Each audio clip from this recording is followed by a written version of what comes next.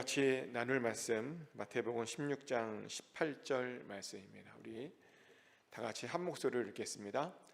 또 내가 내게 이르노니 너는 베드로라. 내가 이 반석 위에 내 교회를 세우리니 음부의 권세가 이기지 못하리라. 아멘. 하나님의 평안이 이 시간 여러분 심령 가운데 함께 하시기를 예수 그리스도 이름으로 축복합니다. 오늘은 죽어가는 교회들 마지막 시간을 가지려고 하는데요. 우리는 그동안 죽어가는 교회들에 대한 그 10가지 문제점들에 대해서 나눴죠. 그리고 오늘은 어떻게 하면 그 죽어가는 교회들을 우리가 살릴 수 있는가에 대해서 말씀을 나누려고 합니다. 그런데요, 이 살리는 방법이 사실은 그 교회가 현재 어떤 상태이냐에 따라서 좀 다 다릅니다. 학자들에 따르면 교회들마다 조금씩 상태가 다른데 그 상태들을 크게 4가지로 구분할 수 있답니다. 건강한 교회, 질병 증상이 조금 느껴지는 교회, 또 질병 증상이 아니라 이제 본격적으로 매우 아픈 교회, 그리고 죽기 일보 직전인 교회, 이렇게 4개의 교회로 나눌 수 있답니다. 근데 그 비율을 보면 좀 충격적인데요. 건강한 교회들은 그 전체 교회들 중에 그 비율이 고작 10%밖에 안 된다고 합니다. 그리고 질병 증상이 있는 교회는요, 전체 교회 중에 40%나 되고요. 또 매우 아픈 교회들도 한 40% 된답니다. 그리고 죽기 일보 직전인 교회가 한 10% 정도 된답니다. 그러다 보니 이런 걸 보면 언제나 우리는 이런 질문을 던지게 되죠. 그럼 내가 속해 있는 교회는 어떨까? 이런 질문을 던지게 됩니다. 어떻게 생각하십니까? 여러분들이 속해 있는 교회는, 또 우리 교회는 어떨 것 같으십니까? 건강한 교회 같으십니까? 아니면 질병 증상이 좀 보입니까? 매우 아파 보입니까? 아니면 죽기 일보 직전에 어떤 그런 상태인 것처럼 보입니까? 그런데 이렇게 물어보잖아요. 그러면 대부분의 분들은 자신의 교회는 건강한 교회 같다라고 긍정적인 대답들을 많이 하십니다. 근데요, 그렇게 대답한 분들의 그 교회들 중에는 꽤 많은 교회들이 질병 증상이 있는 교회이기도 합니다. 근데 단지 자기네들 교회가 어떤 질병에 걸렸는지 모를 뿐이지 대부분 참 많은 교회들이 의외로 질병 증상이 보인답니다. 그럼 그 질병 증상이 보이는 교회들에게는 어떤 특징이 있는가? 질병의 증상이 있는 그런 보이는 교회들의 특징 중에 가장 첫 번째 특징은 뭐냐면, 지난 몇 년 동안에 예배 출석 인원이 감소했답니다. 출석 인원이 감소했으면 일단 어떤 질병에 걸려 있는 것으로 봐도 된답니다. 근데 이렇게 말했더니요, 어떤 교회는 이런 말을 해요.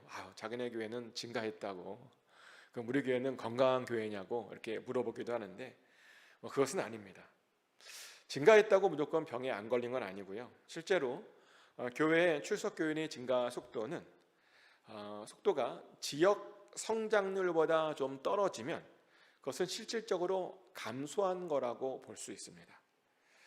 그리고 그런 교회들은 숫자가 증가해도요, 사실은 질병의 증상이 있는 교회라고 우리가 볼 수 있죠. 그래서 우리가 이제 월급을 계산할 때도 보면 아는데요, 월급이 아무리 올라도 월급 상승률에 비해서 물가 상승률이 더 빨리 올라가면 우리는 월급이 깎였다라고 말합니다. 근데 똑같은 거예요. 교회의 숫자도 증가 속도도 이렇게 따져야 되는 겁니다. 그리고 당연히 그 지역의 증가 속도랑 같이 맞춰야 되는 이유는 뭐냐면, 교회의 성장은 사실은 지역의 성장과 연결되어 있기 때문이죠. 실제로 어떤 지역에 아파트 단지가 오잖아요.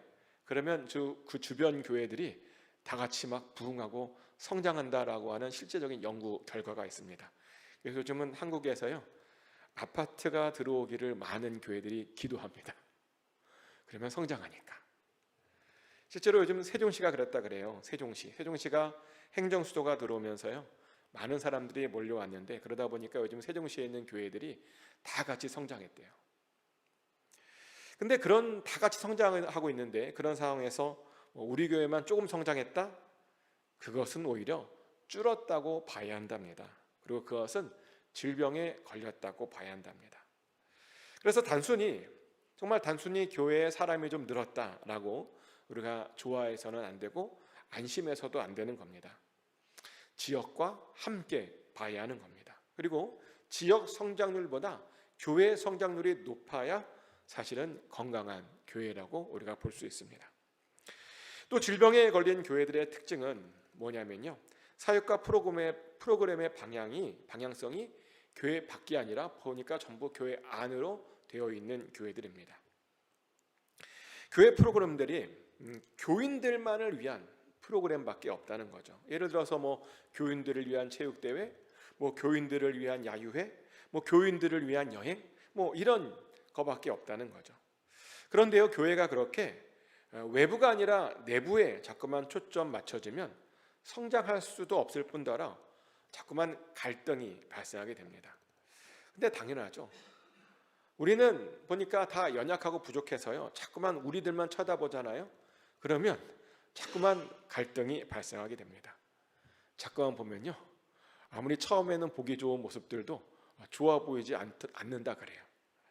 갈등과 분열이 생기게 된다는 겁니다. 그래서 교회는요, 내부를 바라보기보다 외부로 바라봐야 된답니다. 지역사회를 바라봐야 되고 주변의 불신자들을 바라봐야 한답니다. 열방을 바라봐야 되고 하나님의 나라를 바라봐야 됩니다. 그리고 그것을 위해서 사역을 해야 한다는 겁니다. 또 질병 있는 교회들의 세 번째 특징은 뭐냐면 제자 훈련에 별로 관심이 없다는 거죠. 한마디로요, 교인들의 성장에 별로 관심이 없다는 겁니다.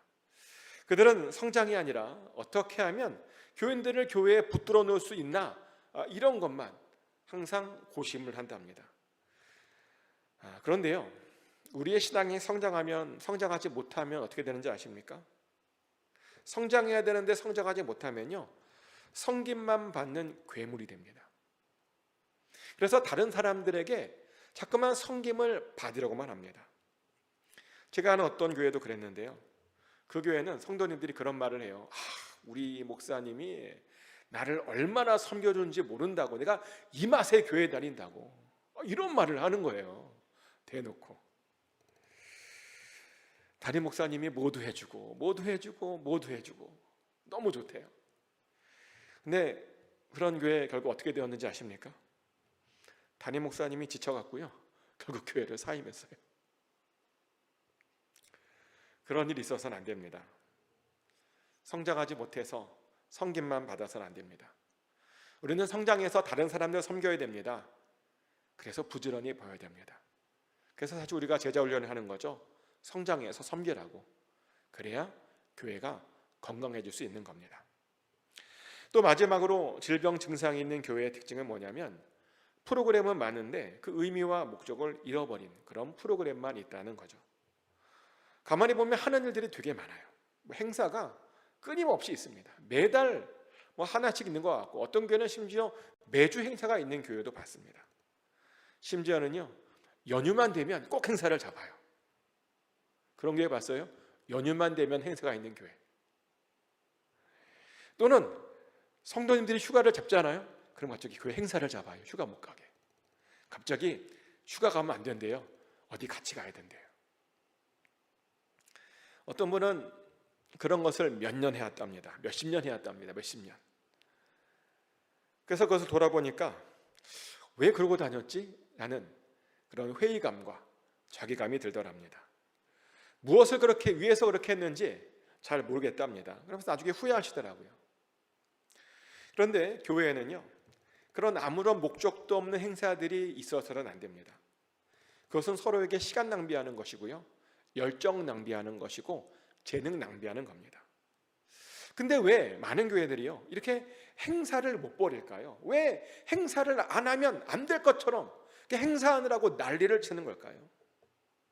그래서 언젠가 한번 물어봤습니다. 왜 그러냐고. 그랬더니 어떤 목사님이 이런 말씀을 하시는 거예요. 뭐라고 말씀하시냐면 성도님들을 그렇게 정신없이 굴려야 다른 생각들을 안 한대요.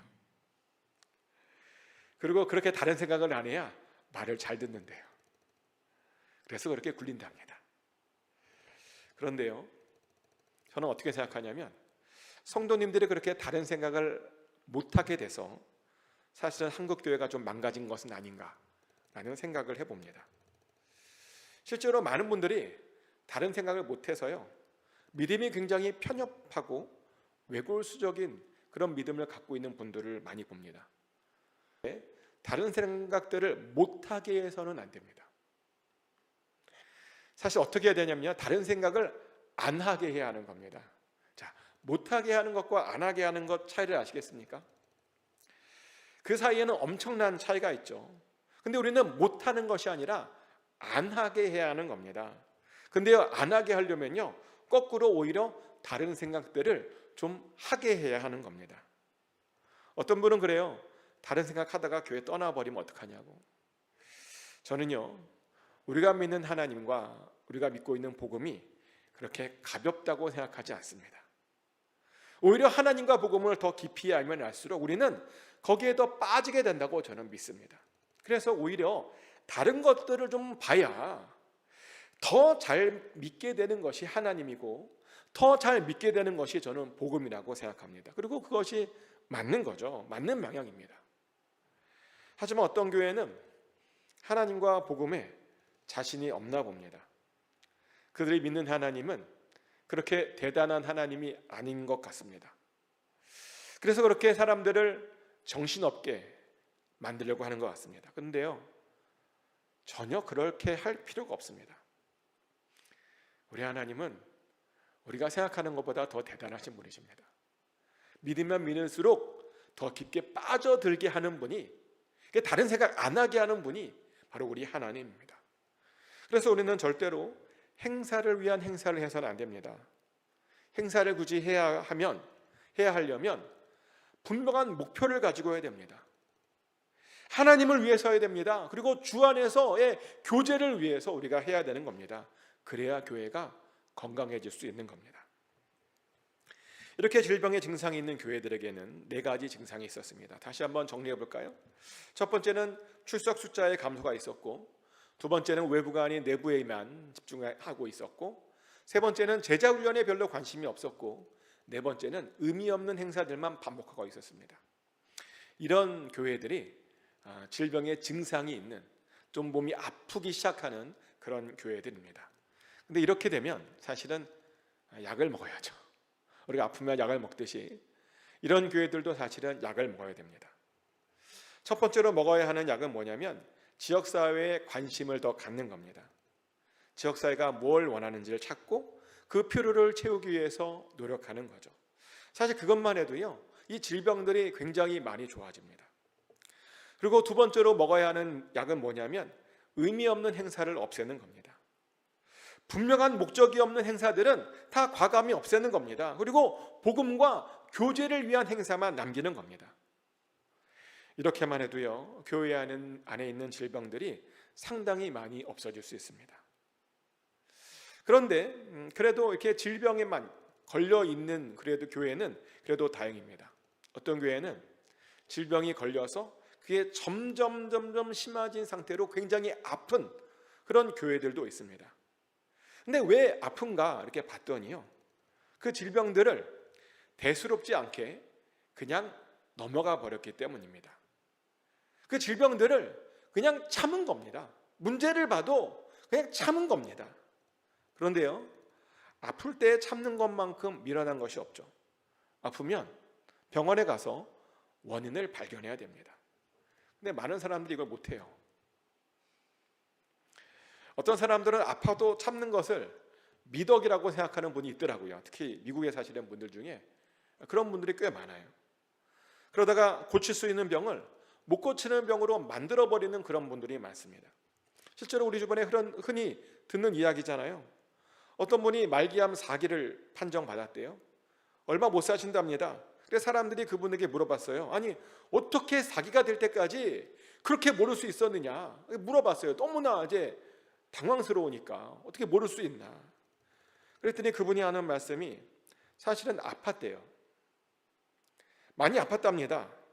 그런데 많이 아파도 그 병이 별로 대수롭지 않은 병이라고 생각하고 그냥 참았답니다. 참으면 시간이 지나면 좋아질 것이라고 생각하고 참았답니다. 근데 그래서 병이 커진 거예요. 그리고 참다 보니 고칠 그 시기를 놓쳤던 겁니다. 사실 참지 않고 병원에 바로 갔잖아요. 충분히 고칠 수 있었고 충분히 살 수 있었습니다.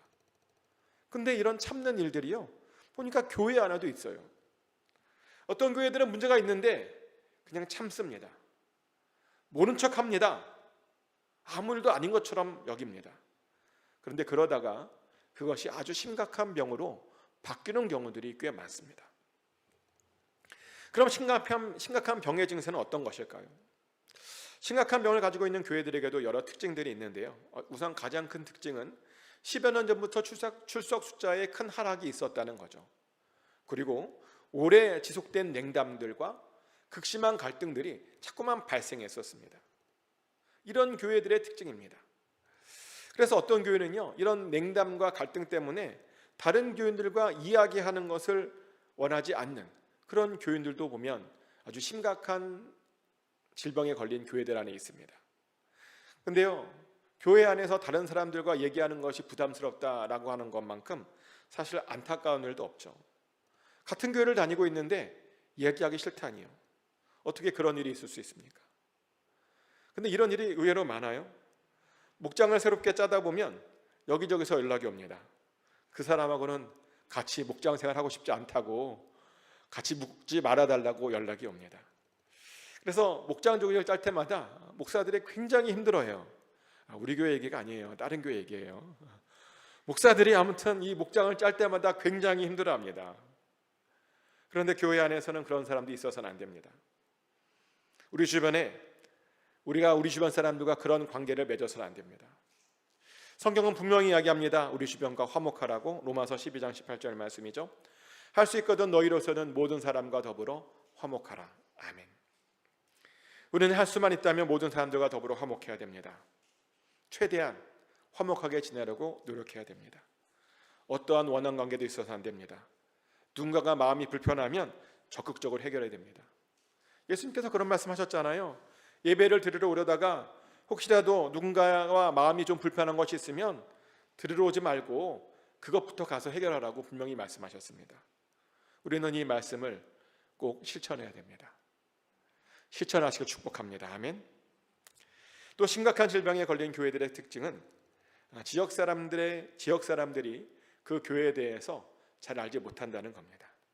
지역 사람들이요, 그 교회에 관심이 없다는 거예요. 실제로 이것이요, 바로 그 교회가 심각한 질병에 걸려 있는지 아닌지를 아주 쉽게 알 수 있는 방법이기도 한데요.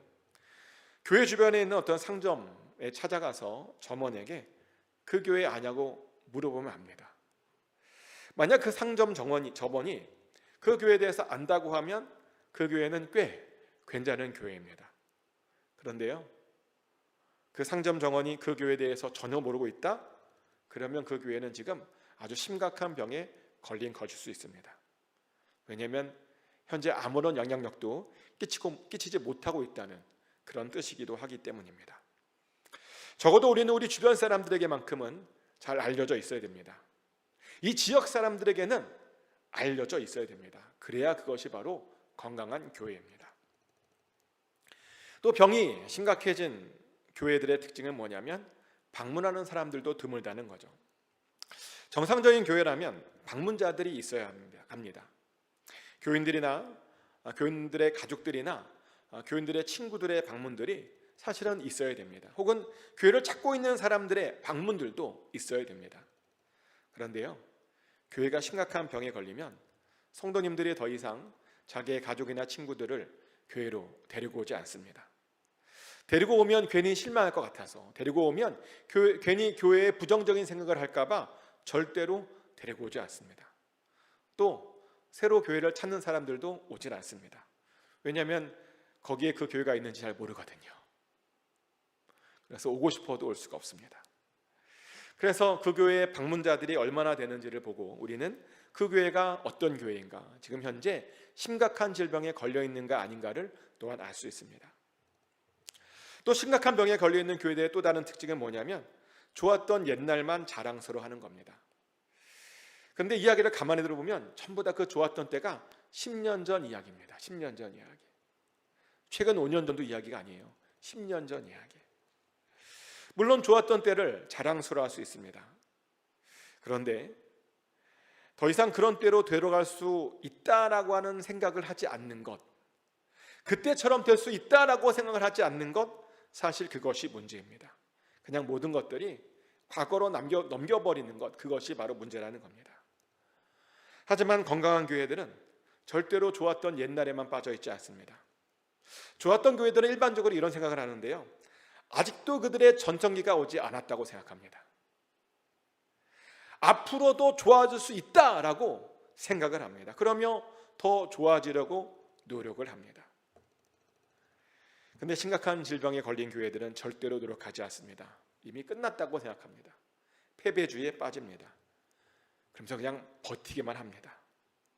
버티면 어떻게 하다가 뭐 되겠지, 이런 생각만 합니다. 자기가 죽기 전까지만 교회가 있으면 된다라는 생각만 합니다. 그러다가요, 그 사람이 죽기 전에 교회가 먼저 죽습니다. 그럼 이렇게 심각한 질병에 걸린 교회들은 도대체 어떻게 하면 좋을까요? 이런 교회들은 다시 회복될 가능성이 전혀 없는 것일까요? 사실 이런 교회들도 다시 살아날 수 있습니다. 하나님께서 보내신 어떤 의욕적인 리더들을 통해서 다시 살아나기도 합니다. 실제로 하나님께서는 종종 그렇게 어떤 리더들을 통해서 공동체를 다시 살려주신 경우가 굉장히 많습니다. 예를 들어서 하나님께서는 죽어가는 유대인들을 구원시키기 위해서 모세를 보내셨죠. 모세가요, 가기 싫다고 해도 강제로 보내셨어요. 그러더니 그 죽어가는 이스라엘이 다시 그 모세 한 명 때문에 살 수 있었습니다. 또 바벨론 포로 때도 마찬가지였죠. 이스라엘은 바벨론 포로 생활을 거치면서 70년을 거치면서 완전히 지쳐 있었습니다. 그런데요, 그런 그들을 향한 하나님의 놀라운 계획이 있었습니다. 그래서 그들을 다시 예루살렘으로 보내죠. 가서 성벽과 성전을 재건하게 했습니다. 근데 그때 누가 있었냐면 느헤미야가 있었고 학개가 있었습니다. 그래서 느헤미야를 통해서 성벽이 재건됐고요, 학개를 통해서 성전이 재건되었습니다. 그리고 그 덕분에, 그 리더들 덕분에 이스라엘은 또다시 회복을 경험할 수 있었습니다. 이렇게 어떤 지도자로 인해서 다시 회복될 수 있기는 있습니다. 근데요, 그렇다고 좋은 지도자가 있으니까 무조건 회복된다, 뭐 그런 말은 아닙니다. 사실 회복이 되려면 그 지도자의 인도를 잘 따라가야 합니다. 때로 그 지도자가요, 급진적인 변화를 요구할지라도 잘 따라가야 합니다. 그리고 대부분 그런 지도자들은 급진적인 변화를 요구합니다. 모세 보세요. 당장 떠나자 그러잖아요. 얼마나 급진적인 변화입니까? 그리고 당연히 급진적인 변화가 많겠죠. 왜냐하면 뜯어 고칠 것이 굉장히 많거든요. 변화될 것이 너무나 많습니다. 수십 년 동안 잘못된 방향으로 왔다 보니까요, 방향을 크게 수정해야 될 것들이 너무나 많습니다. 그래서 급진적인 변화를 일반적으로 많이 요구를 합니다. 하지만 어떤 교회는요, 그렇게 좋은 지도자를 뽑아놓고도 당황스럽게도 그 요구를 잘 따라가지 않습니다. 그래서 보면 그 지도자 혼자 동분서주하다가 결국은 그 지도자마저 탈진시켜 버립니다. 그래서 그 지도자와 함께 교회가 죽게 되는 경우도 종종 있습니다. 절대로 그래서 안 됩니다.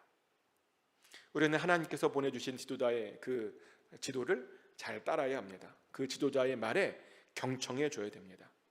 그래야 교회가 다시 살아날 수 있는 겁니다. 근데 어떤 교회들은 결국은 변화되지 못해서 정말 죽기도 합니다. 근데 어떤 분들은 보니까 이 죽는다, 교회가 죽는다라는 말에 이렇게 좀 반감을 갖고 있는 분들도 있더라고요. 왜 그러냐 봤더니 어떻게 교회가 죽을 수 있냐요? 예수님께서 말씀하시길 절대로 교회는 죽을 수 없답니다. 음부의 권세가 절대로 교회를 이기지 못한다라고 예수님께서 분명히 말씀하셨답니다. 물론 맞습니다. 음부의 권세가 절대로 교회를 이기지 못합니다. 근데 여기서 말하는 그 교회라는 것은요, 공교회를 말하는 겁니다. 전체 교회를 말하는 겁니다. 전체 교회는요, 어떠한 일에서도 죽지 않습니다. 하지만 지역교회는 좀 다른 이야기입니다. 공교회와 지역교회는 다릅니다. 공교회는 죽지 않지만 지역교회는요, 얼마든지 죽을 수 있습니다. 그런데 그렇게 지역교회가 죽게 된다면, 이왕이면 우리는 잘 죽어야 됩니다.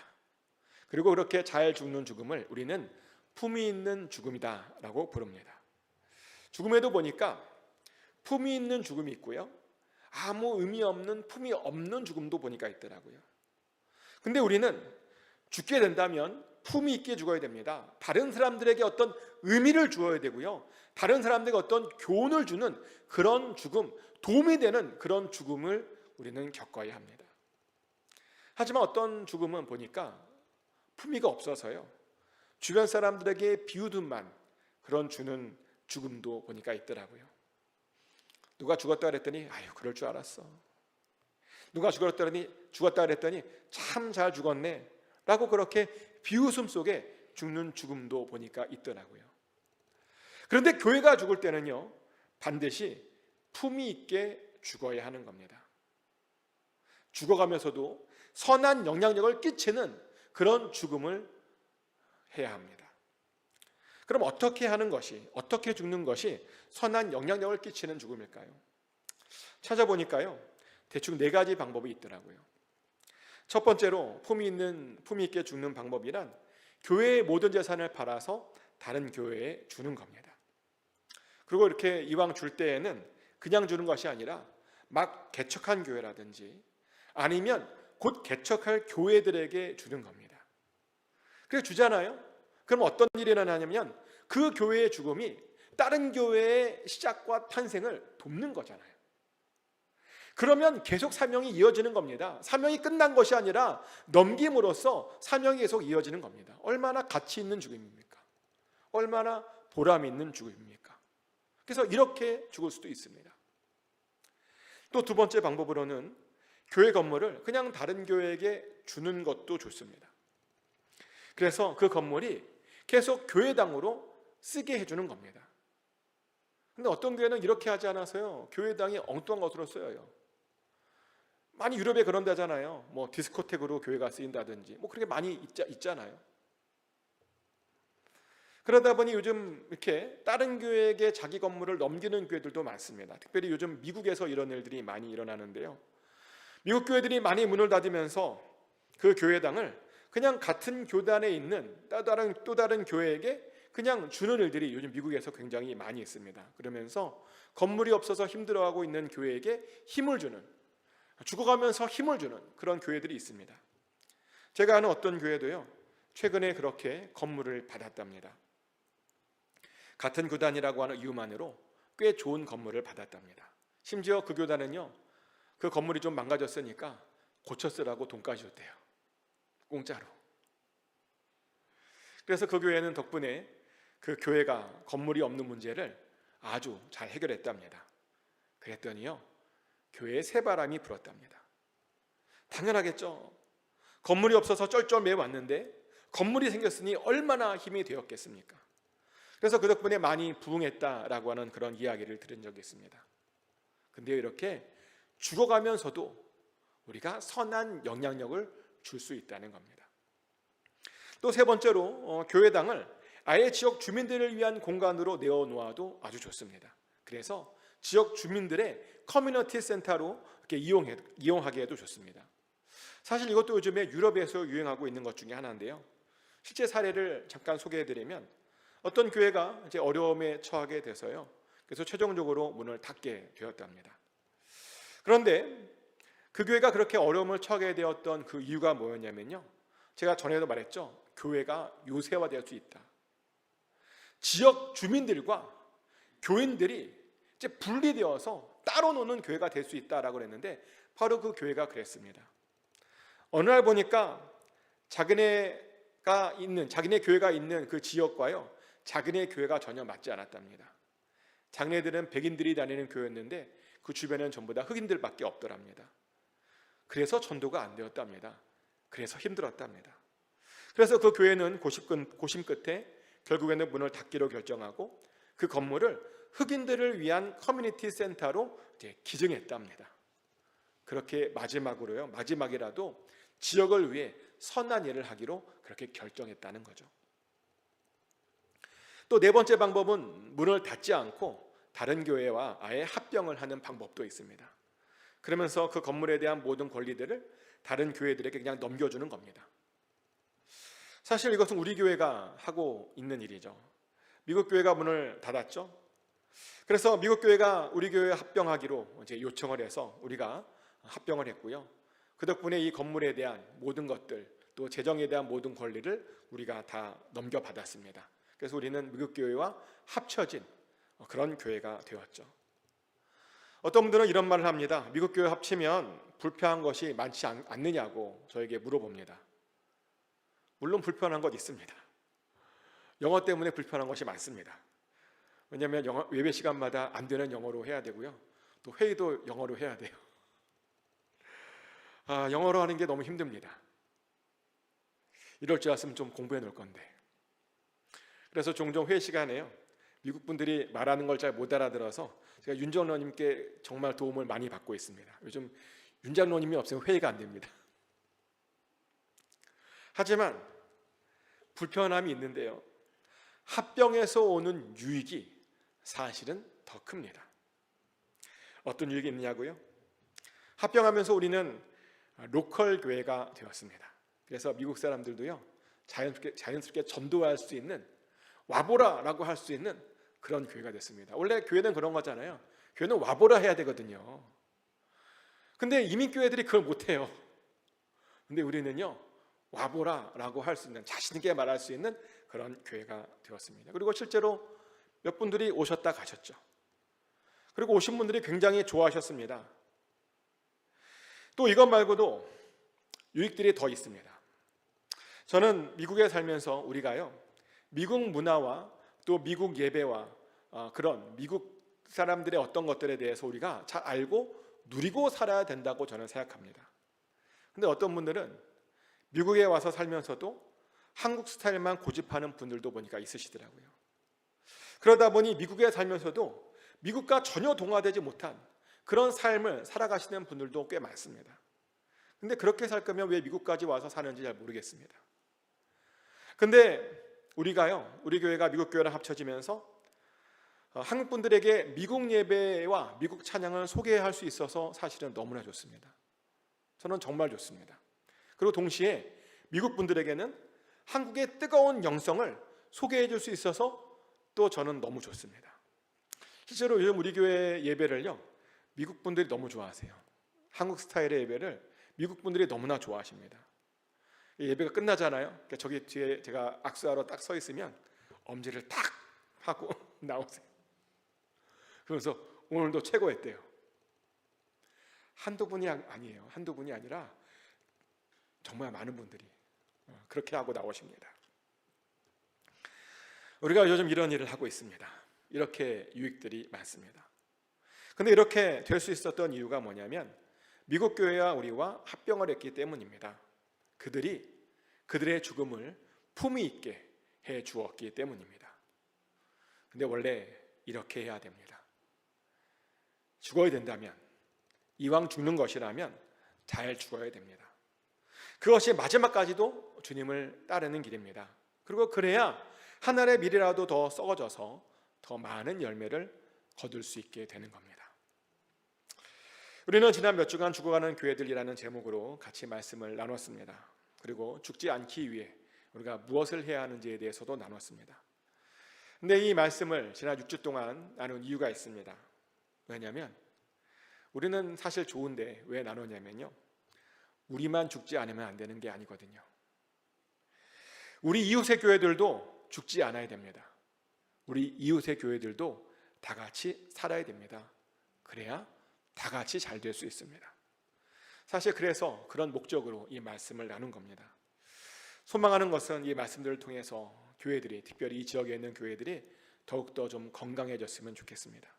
그래서 하나님의 일들을 잘 감당함으로 하나님을 기쁘시게 해서 하나님께 칭찬받는 그런 교회들이 되기를 간절히 소망합니다. 기도합니다. 하나님 아버지, 지난 6주 동안 우리가 죽어가는 교회들이라고 하는 제목으로 같이 말씀을 나눴습니다. 이 땅에 정말 많은 교회들이 죽어가고 있습니다. 그들이 왜 죽어가고 있는지조차 모르고 이유도 모른 채 그냥 죽어가고 있습니다. 그러다 보니 어떤 교회는 참혹한 죽음을 당하기도 했습니다. 아버지 하나님, 더 이상 이 땅에 그런 교회들이 없기를 소원합니다. 문제점들이 있다면 찾게 하여 주시고 발견하게 하여 주시고 고치게 하여 주시고, 그래서 교회들마다 거듭나게 하여 주시옵소서. 우리 개인뿐만 아니라 교회도 거듭나게 하여 주시옵소서. 새롭게 하여 주시옵소서. 그래서 하나님, 이 땅 산호세를 변화시키는 교회들이 들불처럼 일어나게 하여 주시옵소서. 그 일에 우리가 쓰임 받기를 원합니다. 그 일에 아버지, 우리가 그 일로 인해서 하나님께 크게 영광 돌릴 수 있기를 원합니다. 우리를 사용하여 주시옵소서. 우리에게 기름 부어 주시옵소서. 그래서 하나님의 마음을 시원케 해드리는 일에 우리가 동참케 하여 주시옵소서. 아버지, 반드시 그렇게 하여 주시 믿으며 살아계신 예수 그리스도의 이름으로 간절히 기도드렸습니다. 아멘.